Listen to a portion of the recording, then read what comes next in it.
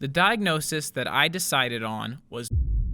So, I am finally back after a much needed break. It ended up being a little longer than I anticipated, but I am here now and that's what matters. While on this break, I rewatched my Psychology of Cartman video and felt the urge to do a similar video about a different character, since there are so many psychologically complex characters in this show. So, let's go ahead and do it. Also, if you like this video, feel free to subscribe. Thank you. Now, when you think of offensive TV shows, you probably think of South Park. Consequently, when you think of offensive TV characters, you probably think of Cartman. And while Cartman is a safe pick in deciding who the most offensive character on TV is, I find safety to be boring. Oh, but he killed... This is you, by the way. Oh, but he killed someone's parents and fed them to him. Yeah, well, that's nice and all, and this may be a hot take, but I don't believe that Cartman is the most offensive character on TV. In fact, he's not even the most offensive on South Park. That honor is reserved for the man who said some of the most absurdly prejudiced and derogatory sentences ever aired on television. The man whose opinions and beliefs will shift radically. The man who pushes his beliefs to the absolute extreme only for his own self-interest. Mr. Garrison. Mr. Garrison is by far one of the most psychologically complex characters in South Park, and while Cartman may be more so, Garrison is different because while Cartman's actions are more or less tied to his narcissism, Garrison seems to have several different psychological disorders all acting at once. So what exactly is the cause of Garrison's intense personality changes, his incredibly contradicting and radical beliefs, and why does he talk to a puppet as if it's alive? Well, with the intro out of the way, let's get into it. The complicated psychology of the most offensive character on TV.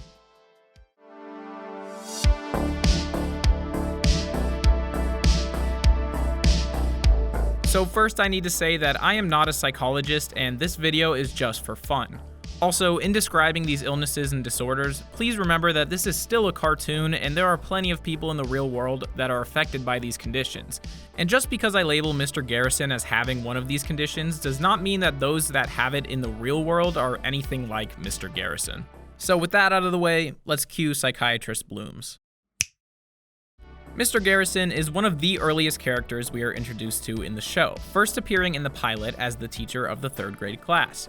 At first, he seems relatively normal, outside of the fact that he is an absolutely horrible teacher whose curriculum seems to revolve more around sitcoms than anything related to school. We also get to meet Mr. Hat, his teaching aide who is a puppet that he voices. So initially, he just seems to be an incompetent teacher who is a bit strange. But as we quickly find out, Mr. Hat has a much more sinister side to him. In the very next episode, when Mr. Garrison learns that Kathie Lee Gifford is visiting South Park, he begins to talk to Mr. Hat alone about his trauma in losing to Kathie Lee Gifford in a talent show when he was a child. Now, talking to an inanimate object is not necessarily indicative of any sort of mental illness, and if it helps Mr. Garrison process his trauma, then I don't see anything inherently wrong with that. The problem comes when Mr. Hat is revealed to have a personality of his own and begins suggesting to Mr. Garrison that he needs to kill Kathie Lee Gifford. Yeah, that just might indicate that something is off. As the episode continues, Mr. Hat continues to urge Mr. Garrison to kill Kathie Lee, with Mr. Garrison continuously refusing. When he gets fired from directing the school play, Mr. Hat urges him once again, and Mr. Garrison relents and tells Mr. Hat that he needs to be the one to do it. He goes about planning, and when Kathie Lee comes to town, he begins his plan. Just as he's about to take the shot, Stan and Wendy break in and try to talk him out of it. Mr. Garrison eventually decides that they're right and decides not to do it. However, Mr. Hat decides that it must be done, and he takes the shot. The bitch must die! He ends up missing and accidentally kills Kenny, you bastard. Mr. Hat is then sent to a mental hospital where Mr. Garrison is forced to follow because, you know, he's a puppet. So, with this episode, we get our first look into the darker side of Mr. Garrison's psyche. It's likely pretty obvious to everyone by now, but we can confidently make our first diagnosis. Mr. Garrison appears to be suffering from dissociative identity disorder, previously known as multiple personality disorder. This disorder is characterized by switching between alternate identities. These identities often have names, history, and characteristics distinct from the person's true identity. They will often have distinct voices and mannerisms. All of these characteristics can be seen within Mr. Hat, as his personality, actions, and voice are all very different from Mr. Garrison. It happened again, didn't it? Now we do things my way.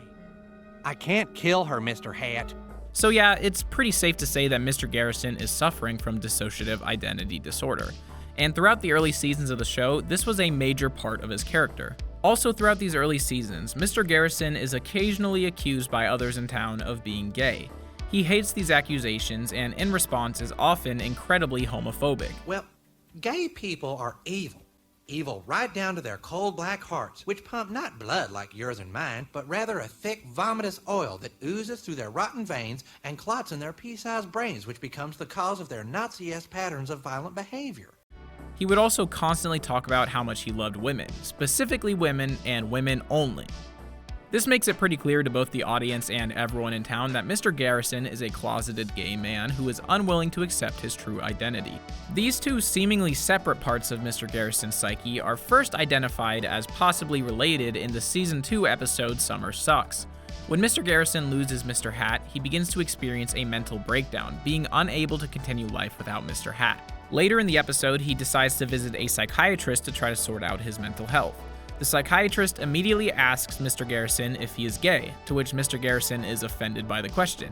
He does say, however, that sometimes Mr. Hat would fantasize about same-sex relations. Sometimes Mr. Hat liked to pretend he was in a sauna with Brett Favre and a bottle of Thousand Island dressing. That I did not need to know. With this, the psychiatrist is easily able to identify that Mr. Garrison is the one who is gay, but because he is in denial, he acts out his gay persona through Mr. Hat, who is trying to come out. Mr. Garrison entirely refutes this, and the psychiatrist is killed by a giant snake. Not the animal, the firework. It's a whole thing from the episode, I'm not going to explain it. Having still not found Mr. Hat and having still not accepted what the psychiatrist told him, Mr. Garrison introduces his replacement for Mr. Hat, Mr. Twig. Mr. Twig essentially plays the same role as Mr. Hat, however he does have a slightly different personality, thus we can identify him as a new personality within Mr. Garrison's dissociative identity disorder. If you look closely at Mr. Twig, you may also notice this symbol, which was used to identify gay prisoners during a certain time period in Germany. It's a small detail, but it shows that perhaps Mr. Garrison has subconsciously accepted what the psychiatrist told him, despite not being willing to admit it to himself. Mr. Twig remains Mr. Garrison's teaching assistant for 6 more episodes, despite the children asking for Mr. Hat to return. Mr. Garrison gets extremely defensive when Mr. Hat is brought up, demanding that his name never be said again. Throughout the episode Chef Aid, Mr. Twig's life is on the line, as he is continuously attacked and injured by someone. Mr. Garrison goes to the police to find the attacker, but he is stopped when he finds an old friend in his closet, Mr. Hat. He berates Mr. Hat for his attempt to return, when he is interrupted by several people from the town. This turns out to be a sort of intervention, and they arrest Mr. Garrison. For some reason, I don't know why. While in jail, his cellmate is Chef, who again explains that the puppets are just Mr. Garrison and that they're not actually alive. Again, Mr. Garrison doesn't listen. Now, this is when the whole multiple personality theory gets even more complicated, as Mr. Garrison is broken out of prison, and it's revealed that the person breaking him out was Mr. Hat. At the end of the episode, Mr. Garrison throws out Mr. Stick and returns to Mr. Hat. Now, this seems to suggest that Mr. Hat is actually some kind of living being independent of Mr. Garrison, so it kind of throws a wrench in the whole theory that we've developed. However, due to this event and some others that take place later in the show, I don't believe that Mr. Hat is truly independent of Garrison. It seems as though Mr. Hat does have some kind of power over the user. For example, when Satan picks him up at the end of the movie, he begins to talk in almost the exact same voice as Mr. Garrison. However, Mr. Garrison's use of Mr. Twig seems to show that he does indeed have these split personalities, as Mr. Twig has shown no indication of any independence. So while Mr. Hat may have some sort of influence on the user, it doesn't necessarily negate the dissociative identity disorder. You know, that's really hard for me to say, it's kind of a tongue twister, so I'm just going to start saying DID instead. While it's obvious that Mr. Garrison has many of the symptoms of DID, to ensure that this diagnosis is correct, we need to identify the cause of this.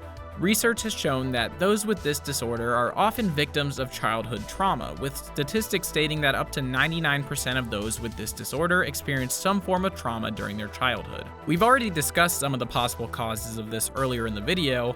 However, in Mr. Garrison's case, we can see how this trauma still manifests itself in his everyday life. There was my uncle, Richard. He molested me. When was that? Saturday. Last Saturday.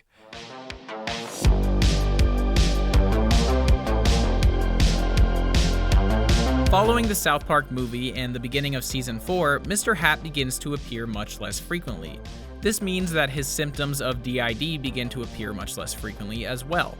Because of this, Mr. Garrison was forced to finally confront the true cause of his issues. Denial is a river in Egypt. It's actually one of the biggest rivers in the world. It's pretty cool. The show makes it pretty obvious that Mr. Garrison is gay. Of course, this is obvious to everyone except for Mr. Garrison, who is totally unwilling to accept the truth.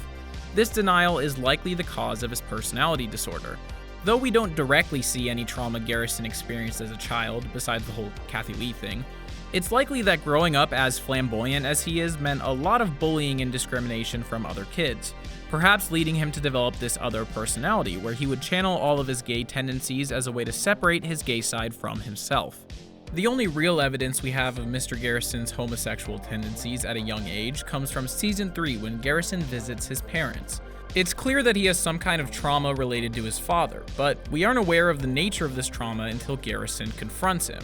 Okay, with YouTube being way stricter on demonetization lately, I kind of have to figure out a way to say this that is PG, so let me think. Mr. Garrison is upset because his father never violated him as a child. Is that okay? I hope so.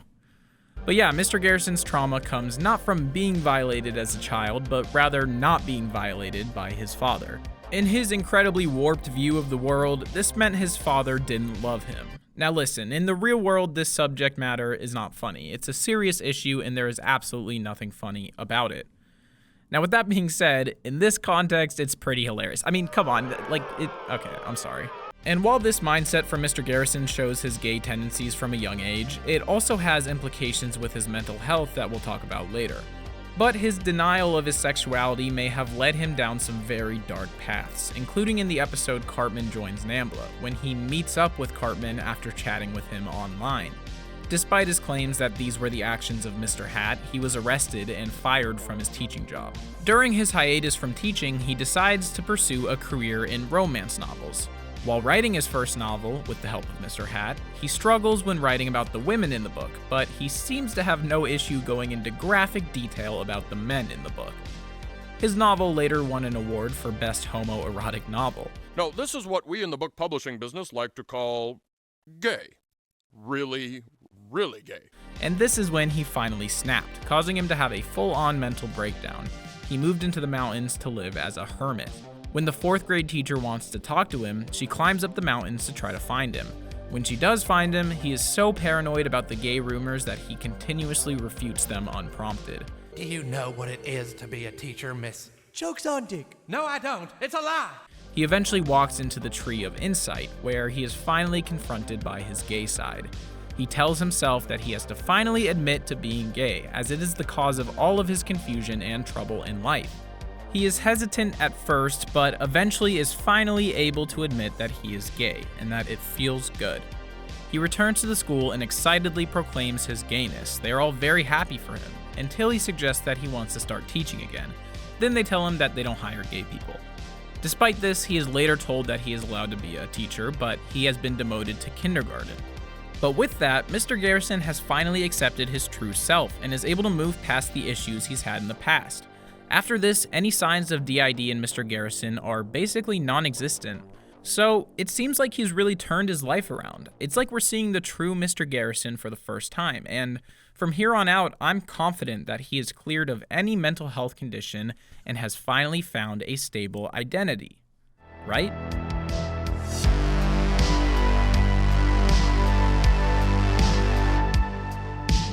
Now that Mr. Garrison has finally come out and formed an identity, we begin to see the development of the tendencies that would shape his character going forward. If there's one thing you should know about Mr. Garrison from this point on, it's that he takes everything to the extreme. It is impossible for him to be neutral on virtually any topic. Whenever he becomes interested in a topic, there are two options. Either it is the only thing he cares about and he makes it his entire personality, or he despises it so much that he dedicates his life to destroying it. His homosexuality is where we see the early signs of this. He is really, really gay. And I don't mean that in a, I don't care what they do as long as they don't do it around me way. I mean it in a, he performed the rubber mouth technique to a room full of kindergartners way. This extreme homosexuality is a common theme for the next few seasons. In a later episode, he creates a machine that allows the user to travel at record speed. However, the way you steer the device is, once again, really gay. But where he really takes it to another level is in the season 6 episode The Death Camp of Tolerance, when he is promoted to 4th grade teacher. He discovers that the school couldn't fire him for being gay, since other cases have led to lawsuits where the victim was awarded millions of dollars. Upon learning this, he immediately makes it his mission to be fired for being gay. He introduces Mr. Slave as his new teaching assistant, and this leads to actions that are so graphic I can't talk about them on YouTube. All you really need to know is that they involve Mr. Slave, a glass tube, and a gerbil. I'll leave it at that for now. Granted, these actions were done with a goal in mind, but it still highlights the extreme nature of his behavior. Then, in season 7, he attempts to kill the men from the TV show Queer Eye for the Straight Guy, since he believes it's essentially causing the appropriation of gay culture. They turned out to be evil crab people anyways, so I guess it all worked out. So what do all of these extreme actions prove about his psychology? Right now it just seems like he's really passionate, maybe a little bit too passionate, about his sexuality. That doesn't necessarily indicate any sort of mental health concerns. Well, that all changes with the season 9 premiere, because now, out of nowhere, he's not gay, he's a woman. Mr. Garrison undergoes a sex change operation and is no longer Mr. Garrison, but rather Mrs. Garrison. Just wanted to say real quick, I actually planned on calling him Mrs. Garrison for the entirety of his time as a woman. I even had it written in the script and everything, but I realized it is incredibly confusing for me and I definitely would have messed it up anyways, so I'm just going to refer to him as Mr. Garrison for the rest of the video, so I'm sorry if that upsets you, but it just makes it so much easier. This is now the second time that we can observe an extreme shift in Mr. Garrison's identity, since the moment he steps out of that operating room, he is the most womanly woman of all time. All he talks about is girl stuff and being a woman, to the point where everyone around him is immediately tired of it. It also demonstrates a severe lack of knowledge on his part, as his idea of womanhood is based on stereotypes and cliches that your average Andrew Tate fan would read to themselves as morning affirmations. It also demonstrates a total It also shows just how impulsive of a decision this was, as he doesn't even understand the basic anatomy of a trans woman, thinking that he's pregnant, despite this clearly being impossible. He didn't even tell his boyfriend Mr. Slave that he was getting the procedure done, causing him to leave her. Here we see another major personality shift, as he immediately begins shouting homophobic slurs at him when he leaves. So now, in just the span of an episode, we have seen 2 major identity shifts within Garrison. Keep that in mind. Once he realizes that he's still not biologically a woman, he doesn't even want to be one anymore. However, it's too late to reverse the procedure, and he decides that he's okay with staying a woman. So where does that leave us now on the Garrison timeline? So first we have straight homophobic man, and then gay man, and then extremely gay man, and then trans woman, and now homophobic trans woman. Now, obviously it's normal for people's identities and beliefs to change over time, but changes this drastic in this short of a time span show that there may be something else at play psychologically. And this leads us into our next diagnosis. Now, examining this behavior, my first thought was that this may be bipolar disorder, which is characterized by mood swings ranging from depressive lows to manic highs. It was mainly the manic part that seemed to align to me, as a lot of Garrison's behavior aligned with a manic episode, including risky behavior, irritability, and hypersexuality. However, I struggled to find evidence outside of these characteristics, so I didn't feel confident in that diagnosis. After some more research, I realized that a different disorder aligned much better with Garrison's tendencies.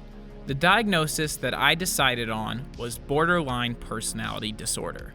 According to Cleveland Clinic, borderline personality disorder, or BPD, is characterized by extreme mood fluctuations, instability in interpersonal relationships, and impulsivity. Right away, it would seem that Mr. Garrison fits this description, but to be sure, we're going to go through the diagnostic criteria for BPD. These next few episodes are some of the best evidence we have to support our diagnosis, so I'll list the criteria as they come up. Afterwards, we'll look at his previous behavior as well and see how it aligns with the criteria. So later in season 9, Garrison decides that he wants to get back together with Mr. Slave and visits him to apologize. He quickly learns that Mr. Slave has moved on and is getting married to Big Gay Al. This enrages Garrison, and he instantly switches from apologetic and kind to screaming homophobic slurs at both of them. This, along with his previous behavior, shows a pattern that is evidence enough to check off two of our criteria: intense, inappropriate rage and emotional instability in day-to-day life. In BPD, this emotional volatility is usually episodic, only lasting for a few hours and rarely lasting longer than a few days. And as we will see, his anger doesn't last very long. But his unstable emotions are not only related to rage, as we've seen him switch from sad or angry to happy and excited several times. So now, his view of gay people has once again shifted to the opposite extreme, and he not only leads the charge in blocking the gay marriage bill, but even tries to get his followers to beat up gay people. Throughout the episode, he goes to even more extreme lengths to prevent the bill, but in the end, his efforts are futile as the bill passes anyways. The whole relationship with Mr. Slave, along with future relationships, are evidence of another diagnostic criteria: a pattern of unstable and intense interpersonal relationships characterized by extremes between idealization and devaluation, otherwise known as splitting. Now, what exactly does this mean? It means that the instability and intensity in the relationship is caused by the contrasting ways the person treats their partner. One moment they could be praising their partner, telling them that they are perfect and that they are everything they've ever wanted, aka idealization. And the next, they're talking down to them, treating them as if they mean nothing to them and are completely worthless, aka devaluation. We see this throughout the relationship with Mr. Slave as he switches back and forth between praising Mr. Slave and tearing him down. Again, we'll see this in the future as well. In the next season, he is absolutely outraged that evolution is to be taught in his classroom due to his strong Christian beliefs, and reluctantly explains it to the children in an interesting way. You're the retarded offspring of 5 monkeys having butt sex with a fish squirrel. Congratulations. When he inevitably gets in trouble for this, the school puts Richard Dawkins in his classroom to explain evolution. After another incident of Mr. Garrison completely denying evolution and again showing inappropriate anger, Dawkins begins to express his interest in him, asking to go on a date. Garrison immediately switches from outraged and defensive to soft-spoken and interested, accepting the date. Again, this is another example of the emotional instability. During dinner, Dawkins expresses how he wishes that Garrison were an atheist, to which Garrison responds with, I'm not totally into the whole God thing. At that exact moment, Garrison decides that he's now an atheist, immediately renouncing the beliefs he was fighting so passionately for earlier in the day. This is one of the many examples of arguably the most important characteristic in making our diagnosis: identity disturbance with markedly or persistently unstable self-image or sense of self. Garrison's character is essentially defined by his frequent changes in identity. Not even counting the more minor identity changes, we've seen him as a straight man, a gay man, a trans woman, and now an atheist, all within a short time span. As I said, whenever he adopts a new personality, he takes it to the extreme. These are all signs that Garrison lacks a sense of self. He doesn't know who he is, essentially living in a constant state of an identity crisis, always compensating for his lack of identity by becoming as obsessed with his new identity as someone could be. During the lesson in the next day's class, he makes sure to let his beliefs be known, telling the class that there is no God and chastising Stan when he asks if it's possible that there is a God, calling him some names that I'm unfortunately not allowed to say here. He even puts him in a dunce cap at the front of the class. He takes it so far that he's even able to convince Dawkins to team up with him to campaign against religion, eventually leading to a future society where there is no more religion. This is eventually reversed when Cartman makes a call to the past and Dawkins learns that Garrison had a sex change operation and he immediately leaves him. As soon as he leaves, Garrison, of course, immediately begins yelling both homophobic slurs and condemnation due to his atheism, once again showing the identity disturbance, emotional instability, and unstable relationships. Then, in season 11, after a date gone wrong, he is once again enraged and decides that he hates men. For this one, I'm not going to directly say the criteria, I want you guys to try to pick up on it.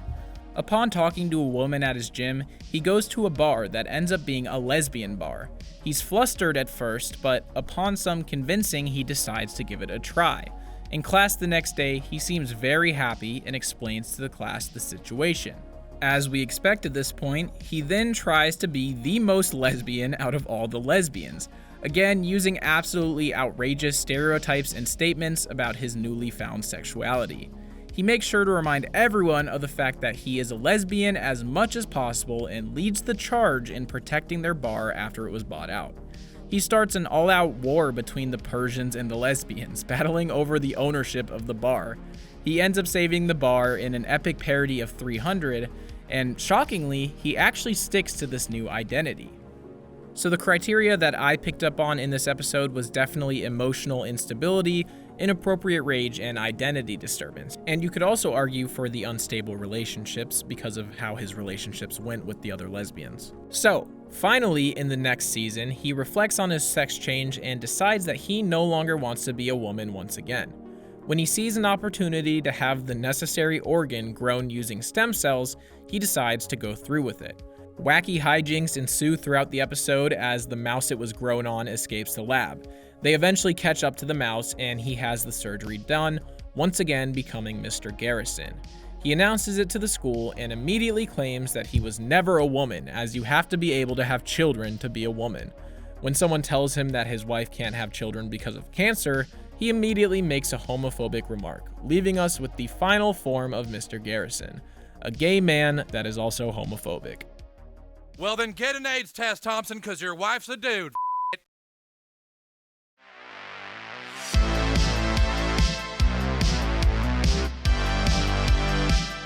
When diagnosing someone with borderline personality disorder, they need to meet at least 5 of the diagnostic criteria. Just looking at the surface, we have already identified a pattern of 4 of these traits within Mr. Garrison, so now let's go back and see what we can find for the other traits. First, we have chronic feelings of emptiness. While there's no direct evidence that Mr. Garrison feels empty inside, we can infer his feelings based on his actions. The majority of his actions are pretty typical of someone attempting to fill a void within themselves, as his actions are incredibly reckless and self-centered. It feels like he is always on the hunt for something to fill that void, whether it be a new personality or a cause to fight for. So while it seems like his actions are related to an emptiness inside, there's not really any concrete evidence, so we'll leave this as a maybe right now. Next is impulsive behavior in at least 2 areas that are self-harming. This is another iffy one since we know that he is incredibly impulsive, but whether or not his actions are self-harming is up for debate. His actions don't really align with the examples given, but I still think you could argue that his impulsive actions are often self-harming. For example, his sex change was an impulsive move, and he regretted that by the end of the episode, so would that not be considered self-harming? It's up for debate, but for now we'll leave this as another maybe. Next is recurrent suicidal behavior, gestures, or threats, which is pretty much a hard no, since he really hasn't shown any sort of suicidal ideations throughout the show. Okay, now we're getting somewhere. Frantic efforts to avoid real or imagined abandonment. We actually have hard evidence for this one, if you'll think back to earlier in the video when I mentioned his trip to his parents' house. We know he felt abandoned by his father as a child, believing that his father didn't love him. Now, whether or not these feelings of abandonment were valid doesn't really matter, because the abandonment can be either real or imagined. Even though the logic behind it is questionable, the abandonment was still real to Mr. Garrison, and these feelings of abandonment have undoubtedly carried over into his adult life.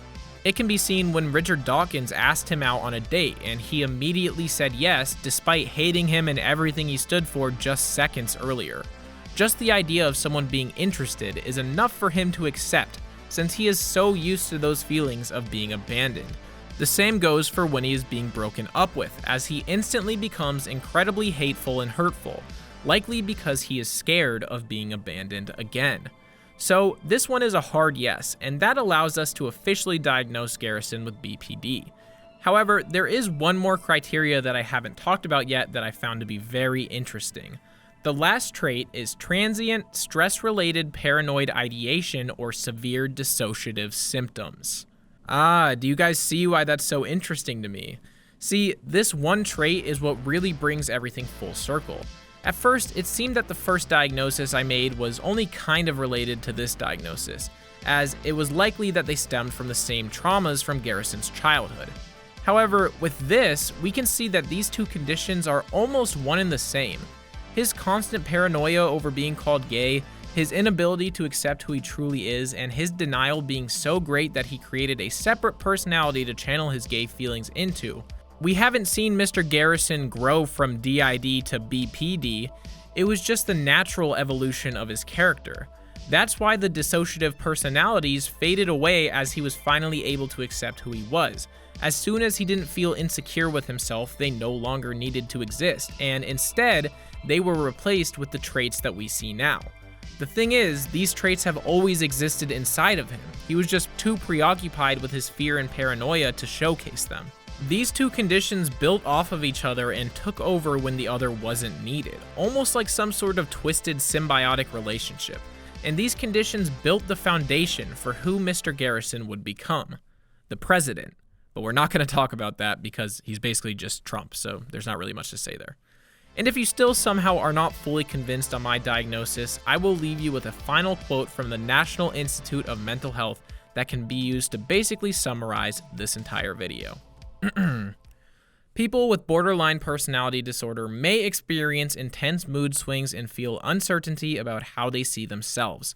Their feelings for others can change quickly and swing from extreme closeness to extreme dislike. These changing feelings can lead to unstable relationships and emotional pain. People with borderline personality disorder also tend to view things in extremes, such as all good or all bad.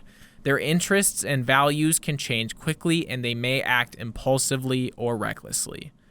And with that, we can conclusively say that we finally understand the complicated psychology of the most offensive character on TV. But honestly, it's kind of hard not to feel at least a little sorry for Mr. Garrison. You know, he had a really tough childhood. I mean, his father never molested him.